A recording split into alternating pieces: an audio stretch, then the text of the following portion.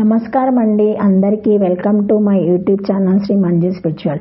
మనము ప్రతి సోమవారము ప్రతి గురువారము కాశీఖండం గురించి వివరణ తెలుసుకుంటున్నాం కదా అండి. 9వ భాగము ఈరోజు గృహపతి అగ్నిదేవుడుగా మారటం. ఓం నమః శివాయ, ఓం నమః శివాయ, ఓం నమః శివాయ. గృహపతి అగ్నిదేవుడుగా మారటానికి తమ పుత్రుడు గృహపతికి అరిష్టం సంభవించే సూచనలున్నాయని నారద మహర్షి చెప్పినందుకు తల్లిదండ్రులైన విశ్వానారుడు సుచిష్మతి తీవ్ర ఆందోళన పడ్డారు. అదే విషయము ఒకరికొకరు చెప్పుకుంటూ నిద్రలోనూ పల్వరిస్తున్నారు. శివుని తలుచుకుంటూ మార్కండేయుని మరణాన్ని ఆవు పాలు నువ్వు మృత్యుంజయుడు అని అందరూ అంటారు, మాకి శిక్ష ఏమిటి అని వాపోయారు. ఒకరోజు కొడుకు అర్ధరాత్రి తల్లిదండ్రుల రోదనకు మేలుకో వచ్చి దుఃఖానికి కారణం అడిగాడు. వారు వివరంగా చెప్పారు. అతడు వారాకిని చంచలమైన పురుగు ఏమి చేయగలదు, నేనిప్పుడే ప్రతిజ్ఞ చేస్తున్నాను, మీ కుమారుడనైన నేను నా మృత్యువునకు కారణభూతమవుతున్న విద్యుద్వాణిని నాశనం చేస్తాను అన్నాడు. వారు ఆ మాటకు పరమ సంతోషపడ్డారు. శివుని మహిమలను గుర్తు చేశారు. శ్వేతకేతువు కాలపాశ బద్ధుడైతే త్రిపురాంతకుడైన శివుడే రక్షించాడని, పాల సముద్ర మదనప్పుడు పుట్టిన ఆలాహాలాన్ని కంఠంలో దాచి లోకాలను రక్షించాడని, 3 లోకాల సంపదను హరించి విర్రవీగిన అంధకాసురుని హతమార్చాడని, బ్రహ్మాదులను సైతం తన కంటి చూపుతో భయపెట్టి మన్మధుడిని 3వ కంటితో భస్మం చేసి అనంగుడిగా చేశాడని, శివుడు బ్రహ్మ ఇంద్రాది దేవతలకే అధిపతి అని చెప్పి శివుని శరణు వేడి అనుగ్రహం పొందామని హితవు చెప్పాడు కుమారుడైన గృహపతికి. గృహపతి వెంటనే బయలుదేరి కాశీపట్నం చేరాడు. అది గంగా నది మణిహారంలాగా ప్రకాశిస్తుంది. తెల్లని మంచుతో కప్పబడి సత్వగుణ లక్షణంతో కనిపించింది.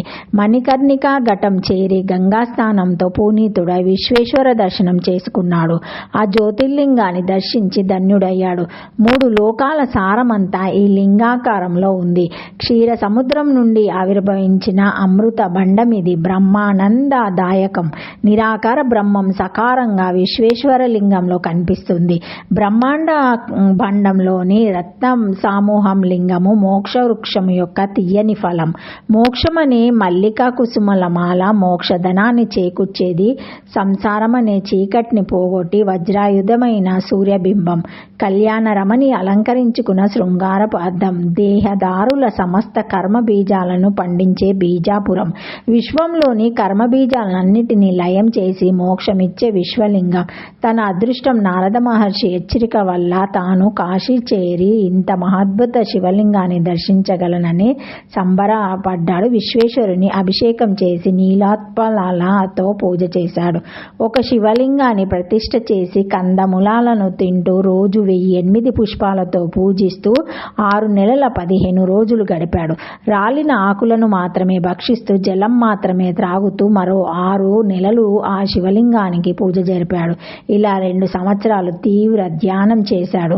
అప్పుడు అతనికి 12వ ఏడు వచ్చి నారదుడు చెప్పిన గండం సమీపించింది. వజ్రాయుధంతో ఇంద్రుడు వచ్చి గృహపతి ఎదుట ప్రత్యక్షమైనాడు. వరమిస్తాను, గ్రహించమన్నాడు. గృహపతి, నీ వరము నాకక్కర్లేదు, నాకు వరమివ్వాల్సిన వాడు శంకర మహాదేవుడొక్కడే అని కారాఖండిగా చెప్పాడు.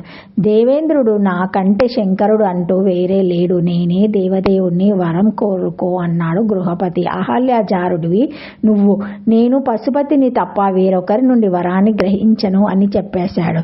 కోపవేశంతో ఇంద్రుడు వజ్రాయుధం ఎత్తి ఆ బాలుని మీదకు వచ్చాడు. ఆ హఠాత్ సంఘటనకు పశుపతి మూర్ఛపోయాడు. వెంటనే ఆ మహాశివుడు ప్రత్యక్షమై బాలుని శరీరాన్ని సృష్టించాడు. బాలుడు లేచి కూర్చున్నాడు. శృతివాక్యాలు గురువాక్యాల వల్ల వచ్చింది శివుడని గ్రహించాడు. ఆ ఆనంద పరవశంలో ఆయనకు నమస్కరించడం, స్తోత్రం చేయడమే మర్చిపోయాడు. అప్పుడు గౌరీపతి గృహపతితో, ఇంద్రుడిని వజ్రాయుధం చూసి నువ్వు భయపడ్డావు, అది కాని యముడు కానీ నిన్నేమీ చెయ్యలేరు. నేనే ఇంద్రుని రూపంలో వచ్చి నిన్ను భయపెట్టాను. నేను నీకు వరమిస్తున్నాను. ఇప్పటి నుంచి నువ్వు అగ్ని అనే పేరుతో పిలువబడతావు. నువ్వు దేవతలకు ముఖంగా ఉంటావు. అన్ని జీవరాశుల జటాజలాల్లో నివసిస్తావు.